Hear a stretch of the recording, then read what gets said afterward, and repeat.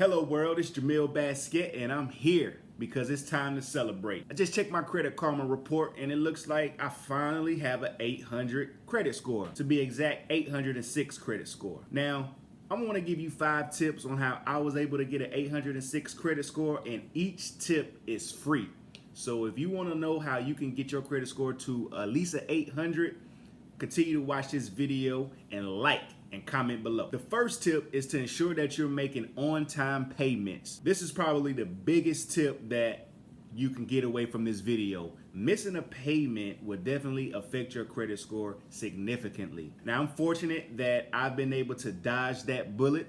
And if I felt like I was going to miss a payment, then all I would do is just call the creditor or call the service provider and ask them if I could extend my payment date or if I could lower my minimum payment so that I can at least make the payment. And most of the time, it's only a few times, but most of the time they were able to work with me and avoid me missing a payment. So a 30 or 60 day missed payment will significantly drop your score. However, that's easy to recover from. Going to a 90-day missed payment would definitely significantly lower your credit score, and it will disqualify you from certain loans or getting the best interest rate. After 90 days, those missed payments will go to collections, and then you'll be even in a deeper hole because those payments are in collections and you won't be able to raise your credit score as fast as you would if you made your on-time payments. So the first tip is make your on-time payments to get that credit score up. The second tip is your credit card utilization rate. A good rule of thumb is to not go above 30% of your total available credit. So that means if you have $10,000 of available credit, you do not want to go above $3,000.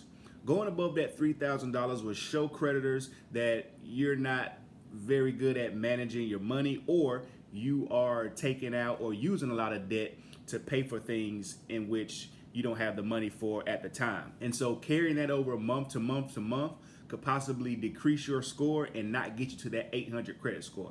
So make sure that you keep your credit card utilization rate below 30%, and I guarantee you'll see your credit score continue to go up. The third tip is credit age. So when I first opened up my first credit card, it was in 2010, and it was a Goodyear credit card. So I was in a position where I was in college, broke, not a lot of money, driving down one day, and I was hearing my car and it sounded like my rotors. I went to Goodyear and they told me that the amount of money that you have to spend to fix this issue is $1,800. Now, I don't know many college students that have $1,800 on hand. So of course, he said, if you don't have the cash today, then you can open up a credit card and you can get the work done today and leave. And so I thought about it. I called my mom.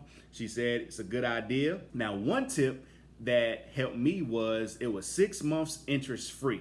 So that meant I could make payments for 6 months without paying any interest, and that definitely helped. So I would say, being that I opened that up back in 2009 up until today, that gave me a lot of time for my credit age to continue to grow.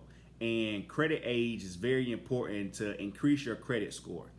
And credit age basically shows creditors that you have the ability to manage different types of credit and that you're responsible with your credit. So you don't have to open up multiple credit accounts to be able to basically increase your age. You could just open up 1 or 2 credit cards or 1 or 2 loans and make sure you pay those on time, and that will definitely make sure that you have a good credit age. Fourth tip is total accounts. When I started college, at first I had a few scholarships, but then didn't do so well in the second year. So I had to start taking out student loans. And those student loans were subsidized student loans and unsubsidized student loans. And the way that Nelnet breaks those out total up to be about 26 different loans.